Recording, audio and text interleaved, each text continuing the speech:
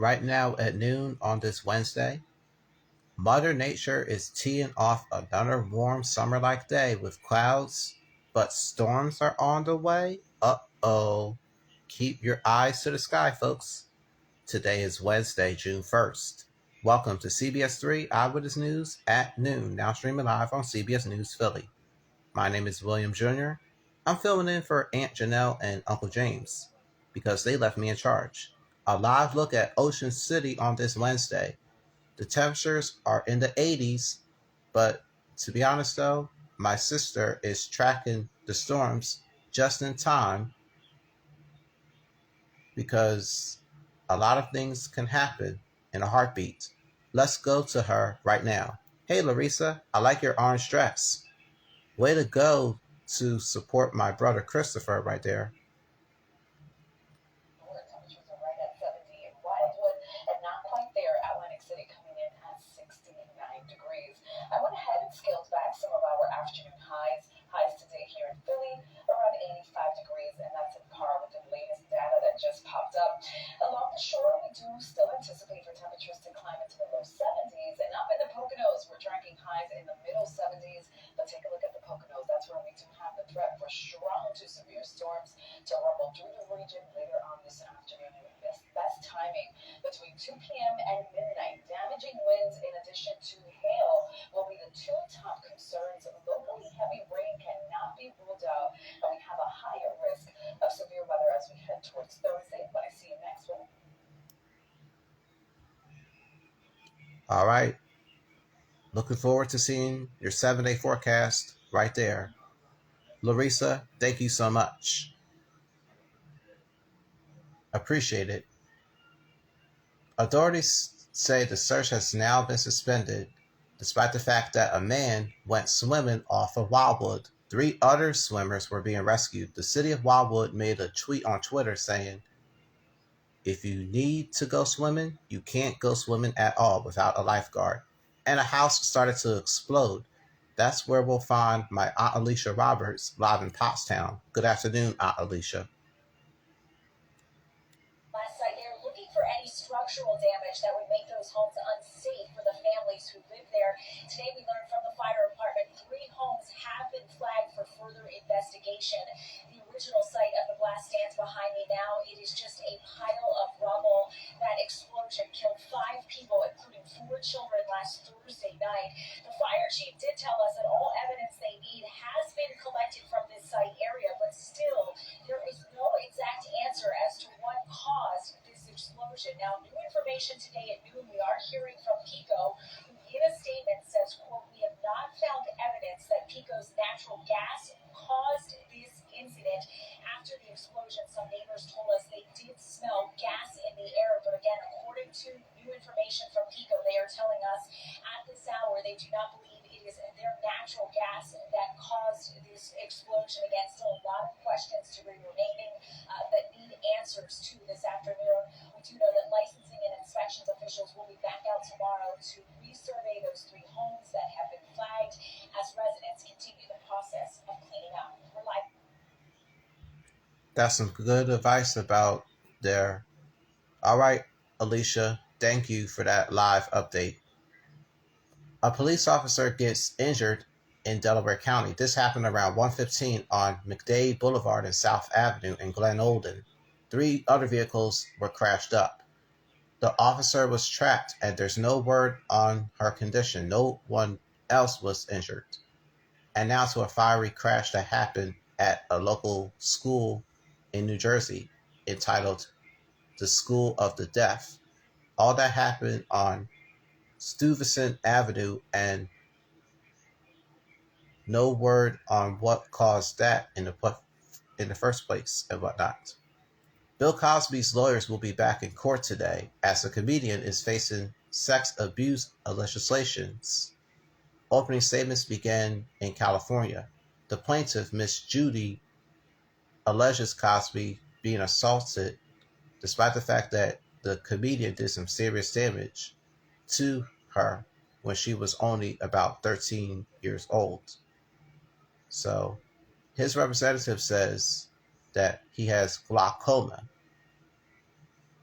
making him blind as a bat. A newly obtained audio clip from May 24th contains a message that went to the parents and the school district. Let's listen to this. Parents, there is an active shooter at Robb Elementary. Law enforcement is on site. Your cooperation is needed at this time by not visiting the campus. Wow. That's just so shocking to hear things like that, folks. Meanwhile, grieving families continue to lay to rest as 19 children and 2 teachers were also questioned by police. According to CBS News, they learned that the chief of police for Uvalde schools have stopped responding to state investigators. Let's get the latest from CBS News correspondent and my favorite, of course, Lily Luciano. Lily? The girl's casket was carried into the Sacred Heart Catholic Church in Uvalde. A Texas family-run business donated 19 caskets, all customized to what the children liked. As the wreaths and flowers pile on, so do the questions of a grieving community starved for answers, including how did the shooter get into the school? Authorities initially said the shooter walked in through a side door left propped open by a teacher. That same teacher walks back to the exit door, and the door remains propped open. But that teacher's lawyer now says she shut it when she learned there was a gunman. On Tuesday, DPS said that was true. The door was closed, but did not lock when shut like it was designed to. But among the loudest questions is why did it take 75 minutes for law enforcement to confront the killer? This is a parent's nightmare. As her funeral nears this Sunday, 10-year-old Alethea Ramirez's parents are left with haunting doubts of what could have been done differently. I don't understand how police officers go to this war to protect, and they're outside the room, and just hearing gunshots, kids screaming, go in there, save those kids. The largest police union in Texas has urged all of its members to cooperate with the authorities running the investigation into the shooting. Today will be the funeral for Jose Flores, the 10-year-old whose family we met last week, including his sister, Andrea, who survived the shooting, and who told us he wanted to be a police officer to protect people from bad guys. It's also the funeral for teacher Irma Garcia and her husband, Joe, who died just 2 days after the shooting of a heart attack that family said was more like heartbreak. That's just so heartbroken. Lily, thank you for your reports.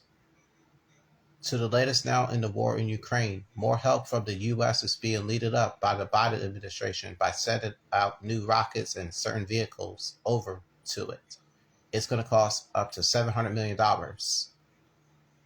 Germany made a similar pledge within the last hour. New York Times president explains that he's trying to do the best that he can so that Russia and Ukraine doesn't start to be in a conflict yet again. Back here in our region, some Amazon workers walk off the job in a protest. And all that happened this morning in Camden County, New Jersey, in Belmar.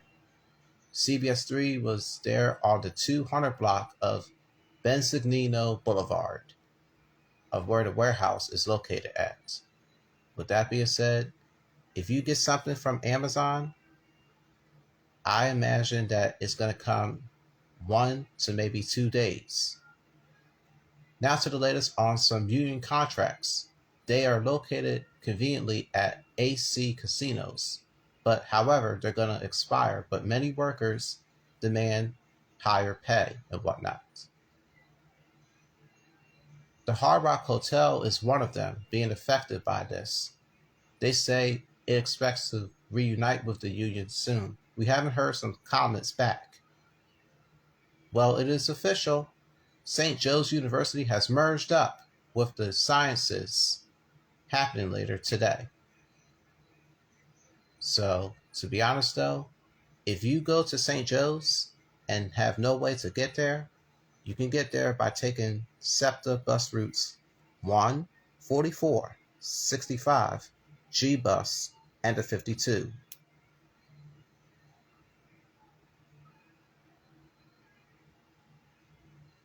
The time right now is 10 minutes to 12 o'clock. Coming up on CBS 3 Eyewitness News at noon, Operation Fly Formula, as baby formula is back on store shelves for now. Also ahead, Royal Superfans. My uncle Ian Lee has the latest on what is going on in the place that I'm gonna go to really soon called England. That story and much more when the Wednesday afternoon broadcast continues. Stay with us, everybody.